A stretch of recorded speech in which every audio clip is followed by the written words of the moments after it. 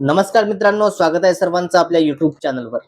मित्रांनो, आजच्या व्हिडिओमध्ये आपण टीईटी 2026 करता विद्यार्थी मित्र महत्त्वपूर्ण असणारा विषय सामाजिक शास्त्र आणि परिसर अभ्यास याचे 30 प्रश्न बघणार आहोत. विद्यार्थी मित्र 30 प्रश्न आपण फक्त 20 मिनिटांमध्ये या ठिकाणी कव्हर करणार आहोत.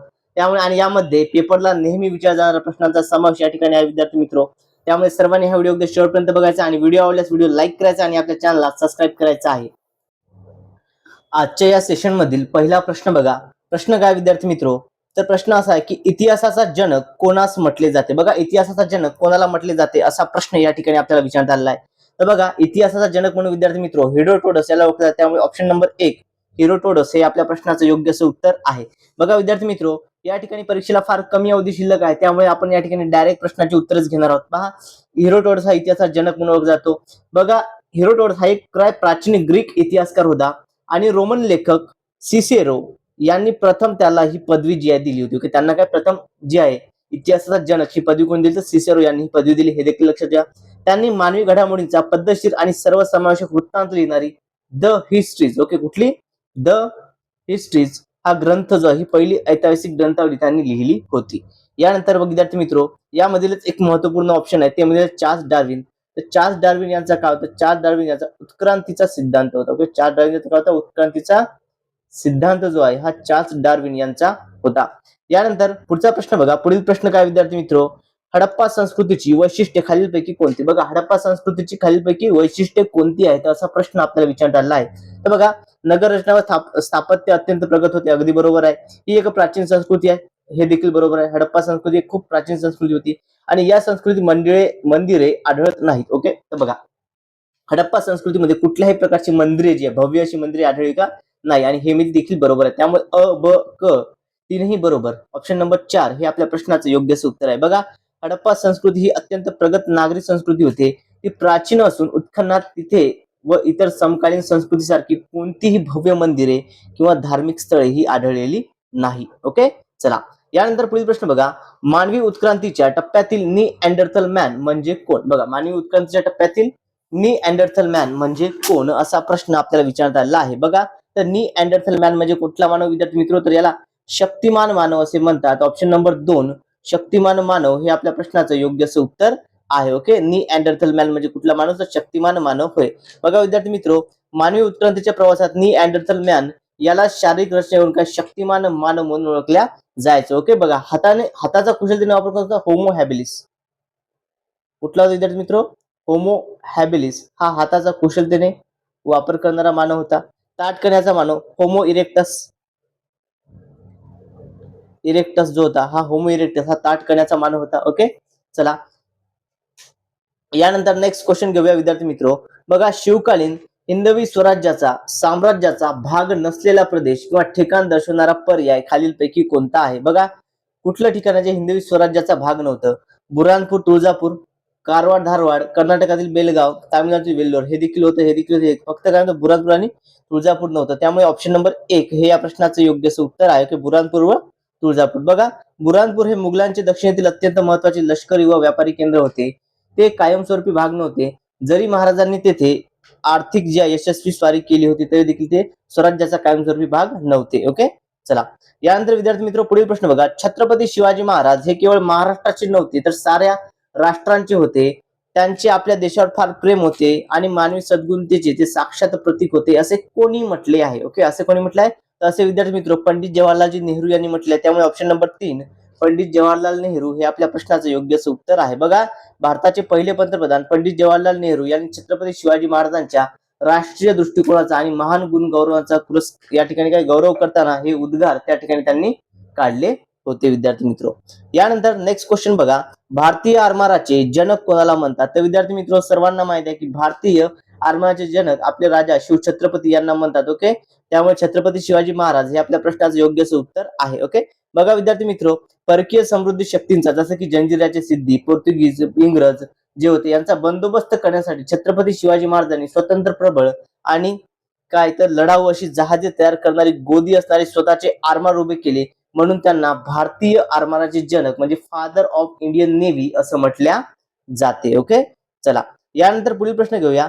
बघा विद्यार्थी मित्र, पैठणचं काय? संत एकनाथ. त्याचप्रमाणे नरसीचं काय असणार आहे? तर विद्यार्थी मित्र नरसी येथे कोणाचा जन्म झाला, तर या ठिकाणी नरसी येथे संत नामदेवाचा जन्म झाला, त्यामुळे ऑप्शन नंबर 3 नरसीचं काय संत नामदेव हे या प्रश्नाचं योग्य उत्तर आहे. ओके, संत नामदेव या ठिकाणी जन्मस्थळ आहेत विद्यार्थी मित्र. बघा हा प्रश्न काय जन्मस्थान आणि कर्मभूमीच्या संबंधित आहे. म्हणजे संत एकनाथ महाराजांचे जन्मस्थान कसे आहे पैठण, तसेच संत नामदेव महाराज जन्मस्थान काय तर नरसी. ओके, नरसी नामदेव जिल्हा हिंगोली येथे आहे.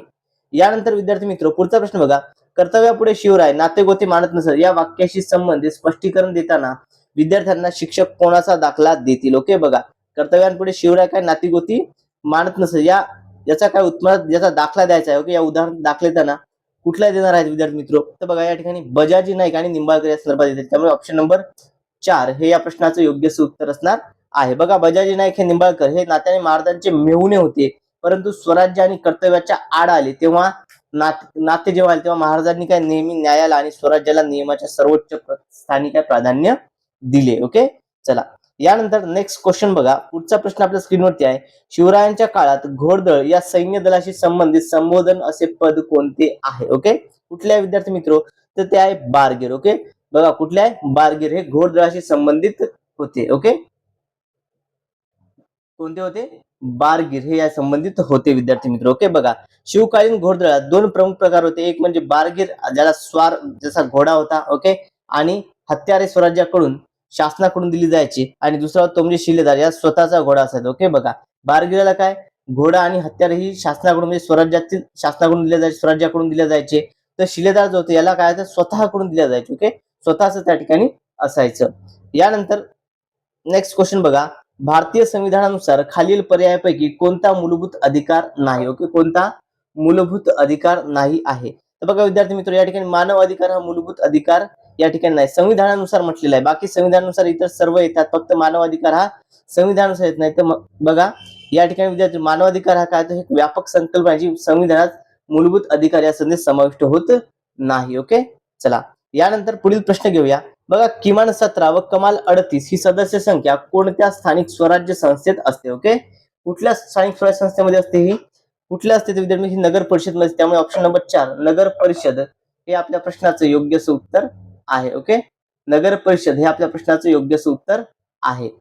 बघा महाराष्ट्रातील घटक नगर परिषदेसाठी म्युनिसिपल कॉलची लोकसंख्येच्या निकषानुसार किमान 17 आणि कमाल 18 एवढी सदस्य संख्या जी आहे निश्चित करण्यात आलेली आहे. यानंतर पुढील प्रश्न घेऊया, खालील पर्यायातील राज्यपालाशी संबंधित विसंगत बाब कोणती. बघा राज्यपालाशी संबंधित विसंगत असणारी बाब कोणती आहे विद्यार्थी मित्र, तर काय या ठिकाणी बघा राज्याबाहेरील व्यक्ती असतात. ओके, ही काय या ठिकाणी विसंगत बाब आहे का, यस. बघा राज्याचे कार्यकारी प्रमुख असतात हे बरोबर आहे, राज्याच्या कार्यकारी मंडळात समावेश होतो, राज्याच्या मुख्यमंत्री नेमणूक करतात, राज्याबाहेरील व्यक्ती असतात. बघा या ठिकाणी काय राज्यपाल हे राज्याबाहेर असावेत हा संकेत किंवा प्रघात आहे, परंतु संविधानात कुठलीही तरतूद किंवा नाही. ओके, संविधानामध्ये आहे का नाही, त्यामुळे राज्याबाहेरील व्यक्ती असतात हेच या प्रश्नाचं योग्य उत्तर असणार आहे. ओके, हे या प्रश्नाचं योग्य उत्तर आहे. यानंतर बघा पुढील प्रश्न घेऊया. पुढचा प्रश्न बघा, तंतुमय पदार्थ नसणारा पर्याय कोणता. बघा तंतुमय पदार्थ नसणारा पर्याय कोणता असा प्रश्न आपल्याला विचारण्यात आलेला आहे. तर बघा विद्यार्थी मित्र या ठिकाणी पालेभाज्याचे सूप जे आहे हे तंतुमय पदार्थ आहे, गव्हाची पेज हा देखील तंतुमय आहे, धान्याचा कोंडा देखील तंतुमय येतो, फक्त लोणी तंतुमय नाही, त्यामुळे ऑप्शन नंबर 4 लोणी हेच आपल्या प्रश्नाचं योग्य उत्तर आहे. ओके, लोणी काय तर हा दुग्धजन्य पदार्थ असून तो स्निग्ध पदार्थाचा स्त्रोत आहे, या तंतुमय पदार्थ म्हणजे फायबर्स त्या ठिकाणी नसतात. ओके, चला यानंतर बघा राधानगरी, नन्नज, कर्नाळा हा गट प्रामुख्याने कशाशी संबंधित आहे. ओके, हा गट प्रामुख्याने कशाशी संबंधित आहे, तर हा गट येतो विद्यार्थी मित्र अभयारण्याचा, त्यामुळे ऑप्शन नंबर 3 अभयारण्य हे या प्रश्नाचं योग्य उत्तर आहे विद्यार्थी मित्र. ओके, अभयारण्य हे या प्रश्नाचं योग्य. बघा राधानगरी कोल्हापूरमध्ये गव्हासाठी प्रसिद्ध आहे, नानद सोलापूरमध्ये मारडोह पक्ष्याकरता, कर्नाळा रायगड येथे पक्षी अभयारण्य आहे, आणि महाराष्ट्रातील काही प्रसिद्ध असे वन्यजीव अभयारण्य आहेत. ओके, महाराष्ट्रातील प्रसिद्ध अशी वन्यजीव अभयारण्य आहेत. ओके, चला यानंतर नेक्स्ट क्वेश्चन घेऊया. पुढील प्रश्न घेण्यापूर्वी विद्यार्थी मित्र तुम्हाला जर व्हिडिओ आवडत असेल तर सर्वांनी व्हिडिओला लाईक करायचा आहे, आणि जर तुम्ही अजूनही आपल्या चॅनलला सबस्क्राईब केलं नसेल तर सर्वांनी आपल्या चॅनलला सबस्क्राईब करायचं आहे विद्यार्थी मित्र. ओके, चला महाराष्ट्रातील सातपुडा पर्वतीय प्रदेशात आढळणाऱ्या प्रमुख आदिवासी जमाती खालील पर्यायापैकी कोणत्या आहेत. ओके, प्रमुख आदिवासी जमाती कुठल्या आहेत विद्यार्थी मित्र, तर भिल्ल व कोकरू या प्रमुख आहेत, त्यामुळे ऑप्शन नंबर 2 भिल्ल व कोकरू हे या प्रश्नाचं योग्य उत्तर आहे. ओके,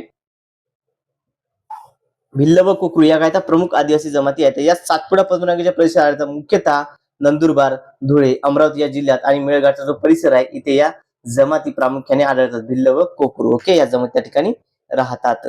यानंतर पुढील प्रश्न बघा, काळी मृदा या प्रकारच्या मृदेचे वैशिष्ट्य किंवा गुणधर्म नसणारे खालीलपैकी कोणते आहे? ओके, खालील पर्यायापैकी कुठले आहे? तर बघा या ठिकाणी विद्यार्थी मित्र, ग्रेनाइट व नीस प्रकारच्या खडकाचा अपक्षय होऊन या मृदेची निर्मिती होते. हे होते का? नाही. ओके, बघा या ठिकाणी काय यावरून होते.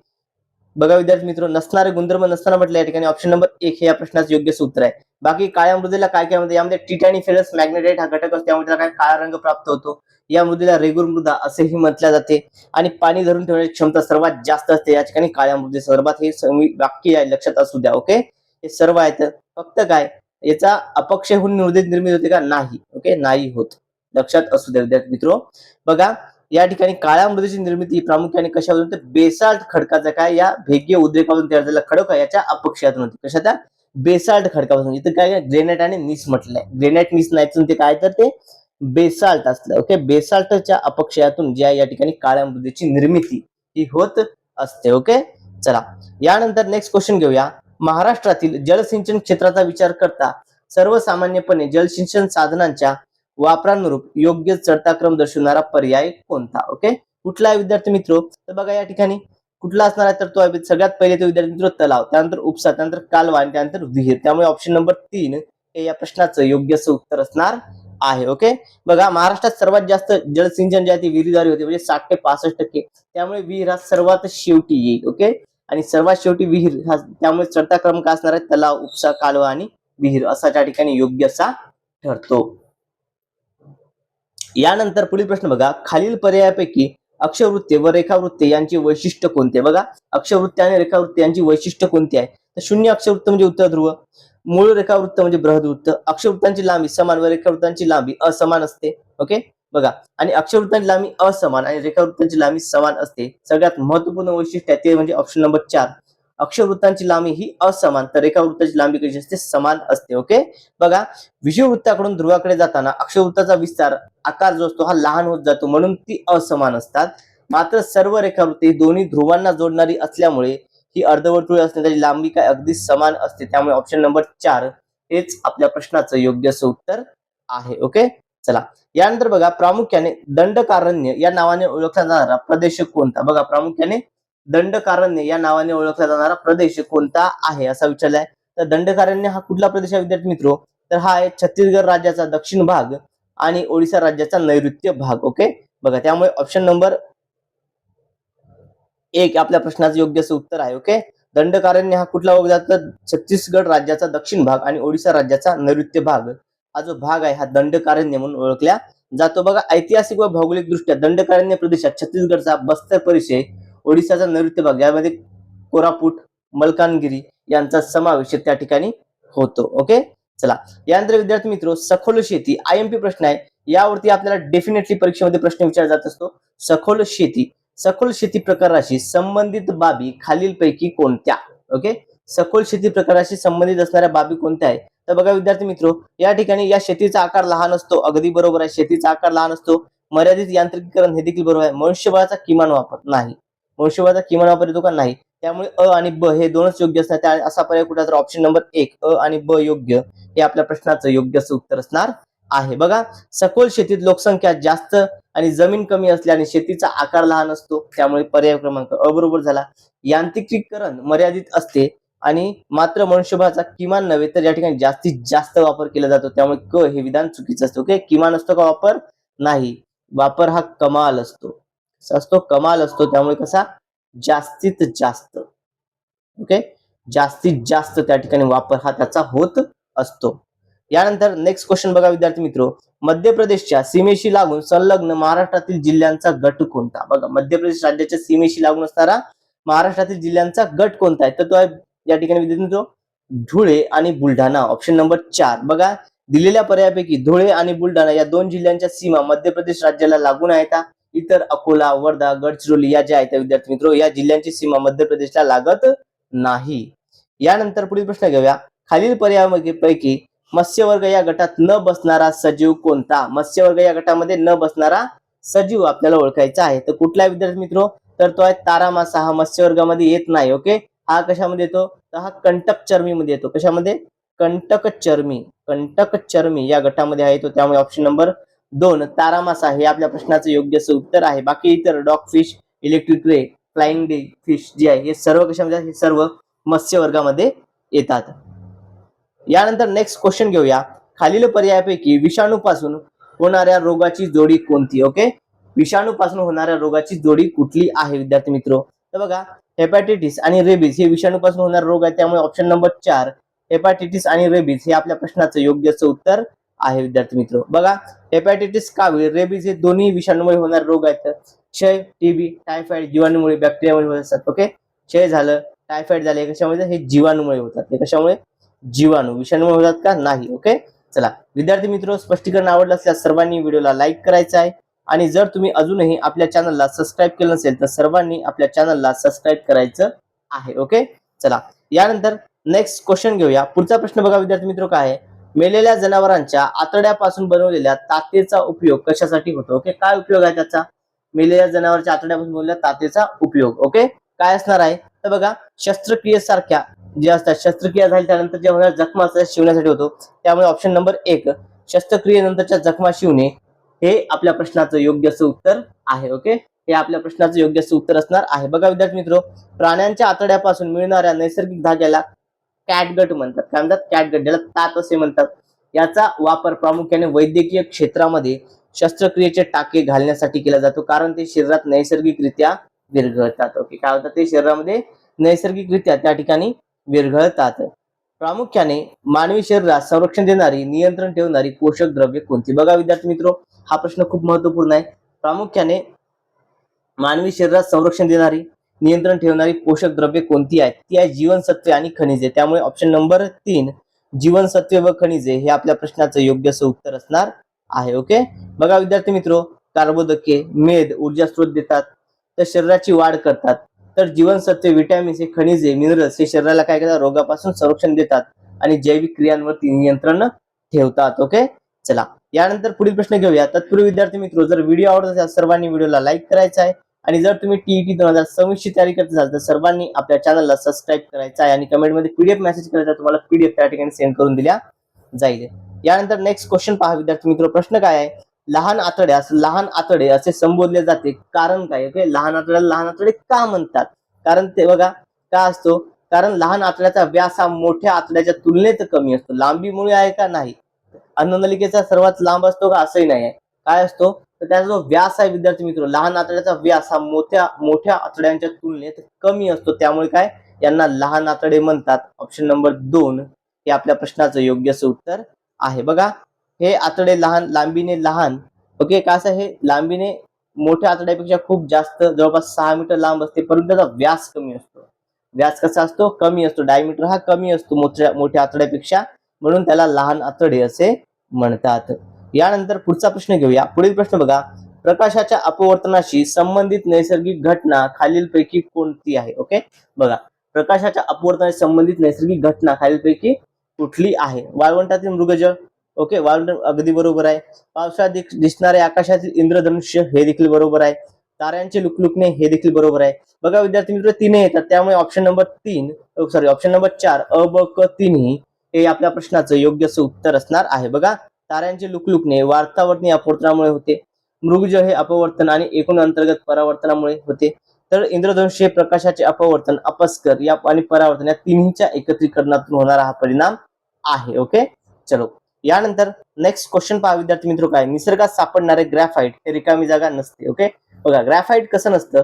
नैसर्गिक जे ग्रॅफाइट असते विद्यार्थी मित्र, कठीण नसतं. ओके, कठीण नसतं. त्यामुळे ऑप्शन नंबर 3 कठीण हे आपल्या प्रश्नाचं योग्य असं उत्तर आहे. ओके, पहा, ग्रॅफाइट हे कार्बनचे एक रूप आहे, अपरूप आहे, जे मऊ, मळमळीत आणि स्पर्शाला गुळगुळीत असतं, कठीण नसतं. हिरा हा कार्बनचा सर्वात कठीण अपरूप आहे. कुठला आहे? तर हिरा हा सर्वात कठीण अपरूप आहे.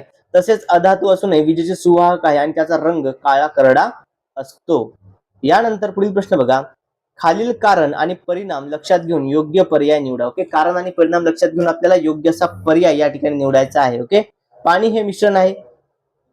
कारण दिल्या, पाणी हे मिश्रण आणि पाण्याचा गुणधर्म हायड्रोजन, ऑक्सिजन या गुणधर्मांना भिन्न असतो. बघा विद्यार्थी मित्र, पाणी हे मिश्रण आहे, हे कारण आहे का?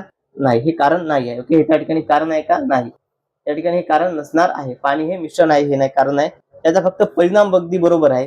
म्हणजेच ऑप्शन फक्त ब योग्य. बघा विद्यार्थी मित्र, अ हे अयोग्य आहे. पाणी हे मिश्रण नसून हे काय? मिश्रण नसून हे काय? तर हे संयुग आहे. पाणी मिश्रण काय? संयुग आहे. ओके, कंपाऊंड आहे. त्यामुळे ब योग्य आहे, कारण संयुगाचे गुणधर्म मूळ घटक आणि घटकापेक्षा पूर्णपणे वेगळे असतात. यानंतर शेवटचा प्रश्न बघा विद्यार्थी मित्र, काय? परिसंस्थेतील, ओके, प्रश्न काय बघा या ठिकाणी.